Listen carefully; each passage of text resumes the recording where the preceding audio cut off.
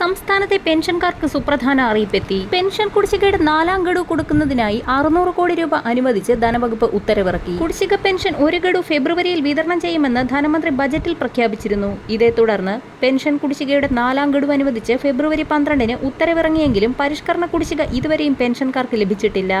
ഉത്തരവിറങ്ങിയതോടെ കുടിശ്ശിക ലഭിക്കാൻ പെൻഷൻകാർ ട്രഷറിയിൽ ചെന്നെങ്കിലും കുടിശ്ശിക ലഭിച്ചിട്ടില്ല. ഈ മാസം അവസാനത്തോടെ കുടിശ്ശിക നൽകുമെന്നാണ് ധനവകുപ്പിൽ നിന്ന് ലഭിക്കുന്ന സൂചന. പെൻഷൻ പരിഷ്കരണ കുടിശ്ശികയുടെ അവസാന ഗഡു ഫെബ്രുവരിയിൽ വിതരണം ചെയ്യുമെന്ന് ബാലഗോപാൽ ബജറ്റിൽ പ്രഖ്യാപിച്ചിരുന്നു.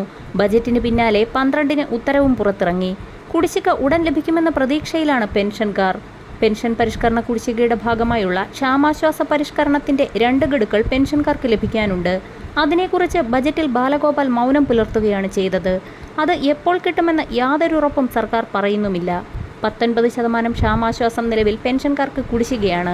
അടിസ്ഥാന പെൻഷന്റെ തോതനുസരിച്ച് പ്രതിമാസം 2185 രൂപ മുതൽ 15,846 രൂപ വരെ പെൻഷൻകാർക്ക് ഇതുമൂലം പ്രതിമാസ പെൻഷനിൽ നഷ്ടപ്പെടുകയാണ്. പെൻഷൻ കുടിശ്ശികയിൽ നിലവിൽ ഒരു ഗഡു അനുവദിച്ചിരിക്കുന്നത് പെൻഷൻ ഗുണഭോക്താക്കളെ സംബന്ധിച്ചിടത്തോളം ആശ്വാസ വാർത്തയാണ്. വരും ദിവസങ്ങളിലെ എല്ലാവിധ പെൻഷൻ അറിയിപ്പുകൾക്കുമായി ചാനൽ സബ്സ്ക്രൈബ് ചെയ്യാൻ മറക്കാതിരിക്കുക.